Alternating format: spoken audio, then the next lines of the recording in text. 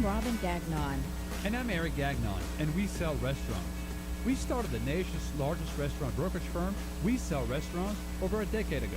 You can find us online at WeSellRestaurants.com. We are on your radio once a week with the leading authorities in this industry talking about subjects that are trending in the restaurant business. Tweet your own questions on the topic while we are on the air to our Twitter handle, Sell Restaurants. Post on our Facebook page at facebook.com/WeSellRestaurants. If we don't get to your question, we'll follow up on social media. Our goal is to satisfy your appetite for acquisition, feed the need for restaurant reality, and serve up a recipe for business success. If you have any ideas for our show or comments, email me. My email is eric, E-R-I-C, at WeSellRestaurants.com. Today's topic is international franchise expansion. We are delighted to be joined today by two distinguished guests who are both well-versed in international expansion. Our guests are here to talk about how you grow yourself internationally as a franchisor and attract an international audience. Today we'll discuss the challenges of international expansion versus domestic, when a franchisor knows he or she is ready to take their business beyond the borders, and the resources available for those looking outside the United States. Joining us today is Andy Wiederhorn, the CEO of Buffalo's Café. Wiederhorn acquired the brand in late 2011 and has begun to since expand on both domestic and international scale.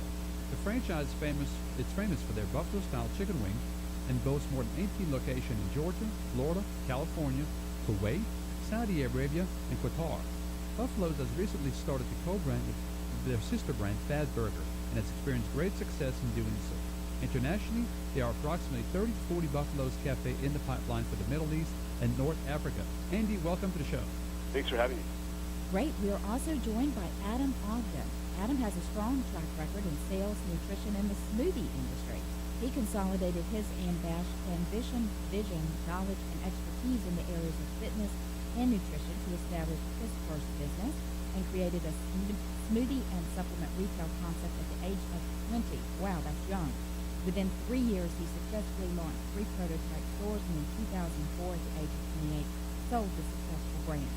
With a passion for operating smoothie and juice bars, as well as ownership of a premier line of dietary supplements, Adam introduced the JuiceBlendz franchise in 2005. In 2010, he created the second franchise brand, YoBlendz, a cutting-edge retail environment that serves the freshest ingredients in a self-serve format.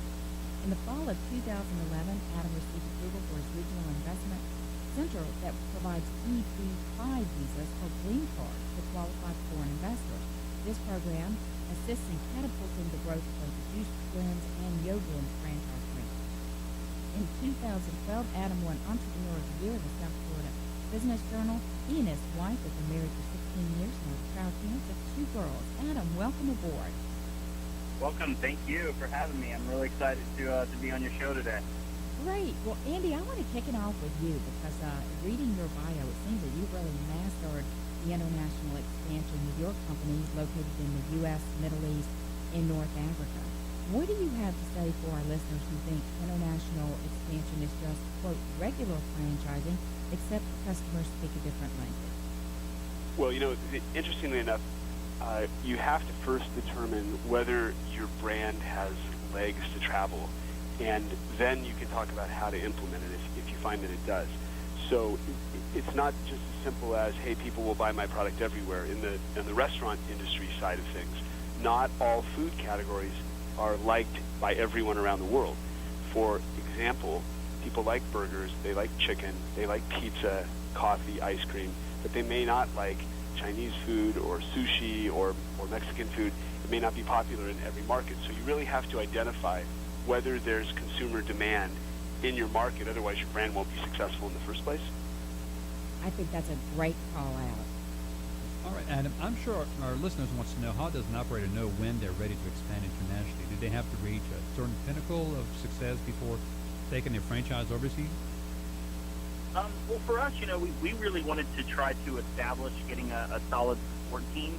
I think we had a lot of opportunities early on several years ago where we had different opportunities to go into different markets. And I just felt as a franchisor, we really wanted to be able to successfully support the operations of this new partner overseas. So, for me, it was really about evaluating my team, choosing the right team, building up the right operations, marketing, and support team to go into a new market because, we were having a lot of success in the U.S. and people were approaching us and wanting to franchise internationally. But, I kind of held back because I was a little bit concerned that, that we weren't going to be successful because we weren't able to give the proper support. Another thing that's really important, too, for me is finding the right partner. So, when you're going into a market like China, which we're really aggressively wanting to look at and go into, and we're talking with a lot of partners in China, we want to make sure that we have a local partner, someone that's well-versed in the language, someone that really knows the market very, very well and can educate us on the market. We can hire consultants, we can come in and look at the market, but there's nothing like someone that lives and consumes goods and knows the consumers and the marketplace. So that's also a really, really important aspect to me as far as finding the right partnership. And then someone who's also well-capitalized, too. You want to make sure that you don't go into business with a partnership that, maybe that's unequal, where you're strong financially, they're weak financially, and then you're supporting them financially. So we also look to really find sophisticated investors, people with a background in operations and food operations and have had some success, maybe even managing other brands or in business or an entrepreneur that knows the challenge and struggles with launching a new brand in a new market. Just because, a lot of people have done it. I know Andy's doing it really successfully, but at the end of the day, it's a lot. Sometimes it looks easy on the outside, but getting out there and getting it open is a whole other story and making it successful. So, Andy, I'm curious, how do you actually sit down and decide which international locations you're going to go after as a franchisor? Well, how we established our international franchise business was to build flagship locations in key markets. And from that point, we were able to sell franchises and to develop interest regionally. Now, on our Fatburger sister company brand, we established a location or two in China and one in the Middle East, in Dubai, one in China, in Hong Kong, and in Macau. We were able to use them as flagships to show, the showpiece model, and that it's really easy for a franchisee to touch it and feel it and really get an understanding of it. On our Buffalo side, we were already present in the Middle East when we bought the brand. So same thing, we had a flagship to show and to use as a sales tool, if you will, and that's really important. I think that as you pick which market to go into, you want to build from some sort of economies of scale. So if you're going to establish yourself in the Middle East, for example, then you would want to sell other markets around that. You wouldn't want to open one unit in the UK and one unit in the Middle East and one unit in Hong Kong and say you're international and think you're going to support those franchise partners, or even those company-owned stores. It would be very, very difficult. Adam, you're right now working a bit on the reverse side. You're trying to bring, foreign investors or foreign people to the United States to be a franchisee of your concept right now. And based on that, do you feel like you pick markets in the U.S. as, okay, well, we feel like these markets will be more accepting of an immigrant in the community to be successful as a franchisee, or is it more about their passion that will dictate where you're going to go next? Well, I think that, a lot of the foreign nationals that are coming over to open EB5 stores in the United States, the challenge is that, they're not actively involved in their businesses. So, we have a management team of about 150 employees that are running and operating these businesses for the EB5 investors. And, obviously we're expanding that team as we continue to grow and open more units. But, the more sophisticated sometimes the investor with the EB5, they're not very hands-on. They're traveling. They're not in their stores. So that creates a whole other challenge, for us. But, as far as the partnerships that we're looking to do internationally, those are going to be strictly franchise-based. Each store will have their own, multi-unit franchise operator who will be operating and running the business. Okay, now we do a lot of E2 visa work as restaurant brokers where we help people because what these visas refer to is someone who is willing to make a substantial investment in the community and then they in a business in the United States and they are more or less fast-tracked through the visa process. That's a very simplistic view, but tell us about an EB5 program specifically. Educate our listeners as if they've never heard of it. The E2 is also a great program as well, and there's also an L1 visa program as well out there that's pretty popular right now. The EB5 program, the interesting thing about the EB5 program, working through like a regional center project, which is what we did. We're sponsored by a regional center. That gives a foreign national to invest $500,000 into a U.S.-based company where they have to control 50%, 51% or more of the business. And basically the job and the responsibility of that company is to create 10 plus direct or indirect jobs. So basically it's a job creation opportunity for the U.S. company. It's an opportunity for us to expand our franchise through these job creations and through these foreign nationals investing the money. So if you don't have a regional center project, you actually have to invest $1 million investment. So that's the benefit to working through a regional center. So we started the program about 2.5 years ago. To date, we've got about 7 investors. We're going to total bring in 14 investors. We're test marketing the program to consider even doing a larger 30 or 40 unit raise in the future. So it should be interesting to see how it goes. But so far, we've had a lot of success. A lot of the units that we've opened have been, very well organized and well run. Just the fact that we're able to corporately own and operate them, and the investors are able to successfully get their green card and move their families here to the United States. Great. That's pretty good. Yeah, that's very, very educational. That's a great way for some people to look at expanding, maybe more rapidly. On the flip side, Andy, you are looking for straight franchisees in market overseas.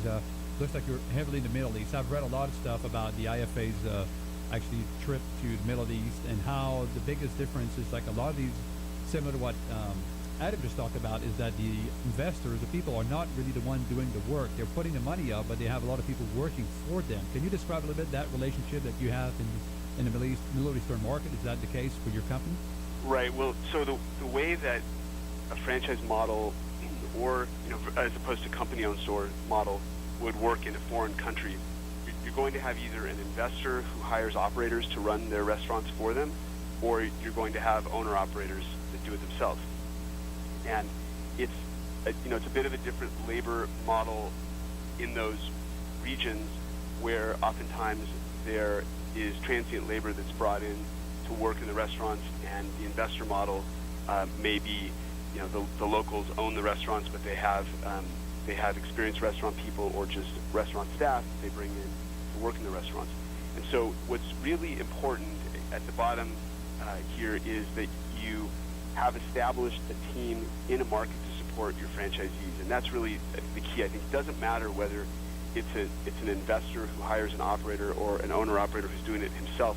What matters is that there's real support there, and I think that's the biggest lesson that we have to communicate to someone thinking about taking their brand, whether it's a restaurant brand or a perfume brand or whatever, overseas, is that you've got to establish a team to support your franchise partners or your company-owned stores in that market. You can't leave them as a lone outpost and expect them to perform. And so when I say establish a team, I mean you may need dedicated marketing people on the ground, dedicated operations people on the ground, supply chain people, construction and development and sales people. So, for us, we have a full team in the Middle East, we have a full team in Asia, we have a team in Europe, and that's very, very expensive. If you can imagine, full salaried employees, and you're talking about, a half a dozen of them in each market, it's a big investment. And I think it's something that entrepreneurs fail to consider when they're thinking about taking their brand overseas, and it's something that's really important is to budget for that. And I'm just thinking through it in my mind, all the different differences between operating in the U.S. versus overseas. I mean, you have to rethink what a uniform looks like, whether certain branding techniques would be offensive in another country. Absolutely. We're changing all the manuals into the proper language and doing it in a way that you don't go out and insult someone. I mean, it really is a very, very large undertaking. Oh, in country by country, you have all kinds of different rules. So even if you think you're going to replicate your U.S. model in a different country, you're going to have to replicate your model in every single country and adapt it to the rules in that country. And there are different franchise rules in each market, so that's a whole set in and of itself of regulation to adapt to. Then there's the social consequences of what's appropriate. For example, pork or beef in India, those things are going to be very relevant. And then you've got the labor practices, and you have just the customs. And for example, in Saudi, you have separate dining rooms for single men versus women and families, which are in a different dining room, and you need separate cash registers and separate everything. So it's very important to understand that and understand the supply chain too. I mean, do you have access to your product? Can you get it into that market? Can it be consistent? Not every brand has consistency in all markets. You may have to adapt to what the regulations will allow you to offer, but you try to have consistency, and it's just something you have to really consider. Hey, do I want my product, whether it's a chicken wing product or a hamburger or a smoothie or whatever, do I want my product to be in these different countries if it can't represent my brand the way I want it represented? That's a good point. That's very good information. Adam, you've been a franchise restaurant or food service for a while, and as a restaurant worker, I'm thinking, okay, in the U.S., right now the trend is you're not an owner-operator, for a single store or a couple of stores. We don't want to talk to you. If you're not going to be touching your store, almost daily or weekly, we don't want you in our system. And now we have, a totally different model when you go overseas. So, you have this American model that we're in a trend right now. And then when we go, looks like out of country here, like Andy's mentioned, we're kind of moving away from the model that works here. So is this a risk? Is this something like, can you adapt, or is this something that will come back in the U.S. as well? Is just a fad that we're going through? Can you elaborate a little bit on that? What do you mean by the model here, U.S. versus nationally, as far as like a multi-unit model here or a single-unit model here and people going to multi-unit there? Yeah, like somebody's got 2 or 3 stores usually. The franchisor will require these guys to be hands-on operator. They got to go through the training. They have to know how to flip the burger, even if they'll never do it. They got to be walking the stores, on every other day basis. There's a lot of expectation in the U.S. right now from franchisors to have the owners involved in it, in the day-to-day and know what's going on. They'll just put the money up and hire a couple of managers and walk away. Yeah, look, I think that's important. I mean, every franchisor, and I know Andy, probably feels the same way. They put blood, sweat, and tears in their brand, and there's nothing more challenging or concerning to a franchisor than, you turning over this beautiful store, your brand over to someone, and them, putting a $50,000 or $60,000 manager there a year, and they're just, they're not attentive to the location of the brand. So, I really prefer, hands-on owner operators. If they're multi-unit operators, if they have 3, 4, 5 units, I'm looking for a guy that's visiting the units daily. He may not be behind the counter flipping burgers, or, in our business, we call it putting your head in a blender. It's hard to run the company when your head's in a blender bowl when you're making smoothies, but the more stronger managers, the more stronger operators, these are the guys that are checking on their stores every morning. They're physically walking in there. They may not be there 8, 9 hours a day, but they have a presence in every single one of their units. And if they're not able to have a presence, they have a very strong ops guy that they may give some percentage of ownership to, who's a managing partner or, a potential, small owner in the business that's checking on it and really, has skin in the game. And that's what we're looking for. I think that's very important when you're launching any new brand. And even more, the more sophisticated brands. I've had some opportunities to talk with some of the guys from Subway and McDonald's and some of their key management. And, I'm amazed at how these bigger brands have people just entrenched in checking on their stores from an operational standpoint. The requirements that the owners are actually required to go through to the McDonald's training program and the Subway training program. So it's great. I think that has to happen. I think if franchise brands are going to be successful these days, people have got to be involved in the brand. They've got to be in the stores, especially the owners. The ones that I've seen where the owners take a step back, they put the managers in there, they're not attentive to the stores, the brands struggle, across the board, depending on whatever brand it is, whether it's our brand, JuiceBlendz, or even a very experienced brand. So, I prefer to have these hands-on owner-operators, and that's a requirement. And I think that, as we start to expand internationally, we're going to look for the right partners who are, plugged into these businesses and who are going to show up from a daily basis, and like I was saying, who are just going to be there and have an invested interest with us. Because, at the end of the day, we're doing this obviously to expand our brand and be successful, and we can't do that without the right partners and the right ops staff and the right management. So, Andy, do you concur you want folks that, quote, have some skin in the game as well as you expand internationally? Well, I think that, your partners in our business always have skin in the game. So it's not really about that they don't have a commitment. I mean, they're spending hundreds of thousands of dollars or millions of dollars building restaurants. And so, I think you do have to recognize the labor model, that the operator in the restaurant industry may not be the owner, and internationally they may not have an ownership stake in the business. Domestically, in the U.S. you may find that there's owner operators, or that there is a management team that has some percentage of ownership. But it's not uncommon to see the investors own everything, and then the operators do not have a financial interest. It's just the nature of that labor market. So I don't think it's really practical in the food service sector to expect there to do that kind of commitment. At the same time, it's a job, and it's a full-time job, and in many of those markets, it's a 6-day-a-week job on a contract basis. So there's definitely a commitment, and there's an immigration commitment. In other words, you come and work in that country for a period of time, usually a year at a time, and you're obligated to stay there and work. So there is a commitment, but it's not a financial commitment.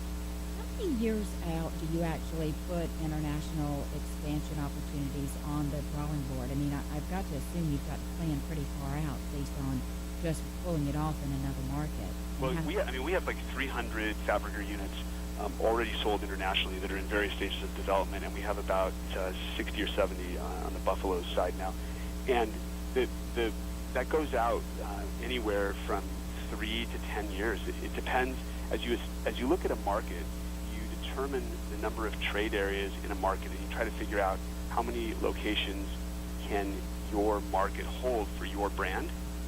And then you sort of work backwards. Okay, you want to establish yourself in the market. You don't want to just build one store because you're not building your brand equity fast enough. So you really want to go in with, 3 to 5 units if that's at all possible, and then establish a development schedule to roll out from there. And so you start planning that very early on, and we develop our schedule with our franchise partner at the onset of approving their business plan and determining what their rollout schedule will be. And then you have to adapt it as things happen. You may find better locations sooner, or you may get behind in your development schedule, and you have to figure out, is that for a lack of trying, or there just isn't a good real estate decision to be made? Because it's still location. You've got to have good locations, or your brand won't be successful. You just can't show up and plant your flag anywhere and expect it to work. Absolutely, and especially in new markets, you have no second chance to make a first impression. So that's very important for your brand, all of your brands, to have good locations, especially when people walk by there and say, "What is it?" Guys, we're going to come against the break here for a couple minutes, so but stay tuned. We'll be right back with Andy and Adam with more international expansion. Robin, take us out. Well, we're talking about international expansion today, and remember, you can find us online at WeSellRestaurants.com to listen to the show after the fact. Take a moment now and like us on Facebook at Facebook.com/WeSellRestaurants. Catch up with us on Twitter at SellRestaurants, and of course, we're on LinkedIn as well. This is Eric and Robin Gagnon. We are the Restaurant Brokers. Stay tuned.